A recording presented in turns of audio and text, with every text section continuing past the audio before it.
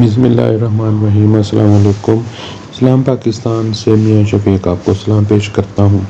ناظرین، ہم نے کلمہ پڑھا ہے لا الہ الا اللہ محمد رسول اللہ، اور یہ کلمہ پڑھ کر اللہ سے وعدہ کیا ہے کہ اللہ ہم تیرے حکموں کو مانیں گے اور نبی کریم صلی اللہ علیہ وآلہ وسلم کے بتائے ہوئے طریقوں کے مطابق اپنی زندگی گزاریں گے۔ فرمایا گیا کہ جس شخص کا آخری کلام کلمہ لا الہ الا اللہ محمد رسول اللہ ہوگا وہ شخص جنتی ہے۔ اس کلمے کی عزت اور احترام ہم سب پر اپنی جان سے بھی زیادہ عزیز ہے۔ جس قوم سے ادب و احترام کا رشتہ اٹھ جائے وہ قوم انتظار کرے کہ اس پر عذاب الہی آئے گا۔ جب استاد کا ادب و احترام اٹھ گیا تو علم جہالت میں بدل گیا۔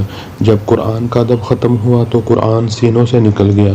جب ماں باپ کا ادب ختم ہوا تو معاشرے میں ذلیل و رسوائی شروع ہو گئی۔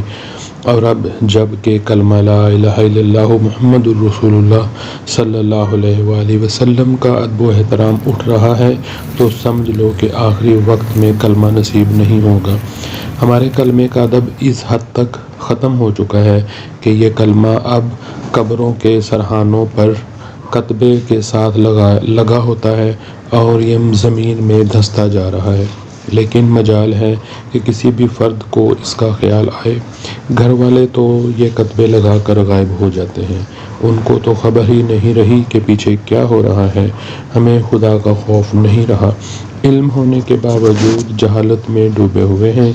اس کلمے کو قبروں پر لگانے کی بجائے اپنے مرحومین کے لیے یہ کلمہ پڑھا جائے اور قرآن مجید پڑھ کر ایصال ثواب بھیجا جائے تو پڑھنے والے کو بھی اجر ملے گا اور جس کے لیے پڑھا اس کے لیے بھی جنت کے درجات بلند ہوتے رہیں گے۔ قبروں پر کتبے لگانے سے ان کی بے حرمتی ہوتی ہے۔ قبرستانوں میں بلی، کتے اور دیگر جانور پھرتے رہتے ہیں، ان کے اوپر سے گزرتے ہیں اور گند ڈالتے ہیں۔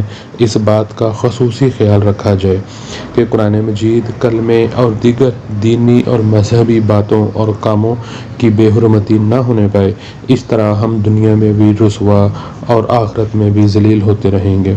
ان قبروں اور دیگر قبروں جہاں جہاں پر کتبے لگے ہوئے ہیں اور وہاں پر کلمے کی بے حرمتی ہو رہی ہے، ان قبروں کے لواحقین اپنے مرحومین کی قبروں پر جائیں اور ان پر لگے ہوئے کتبوں کو درست کریں اور ان کو ایسی ترتیب سے لگائیں کہ کلمہ لا الہ الا اللہ محمد رسول اللہ کی بے حرمتی نہ ہونے پائے۔ اللہ ہم سب کو عمل کی توفیق عطا فرمائے، آمین۔ السلام علیکم ورحمۃ اللہ وبرکاتہ۔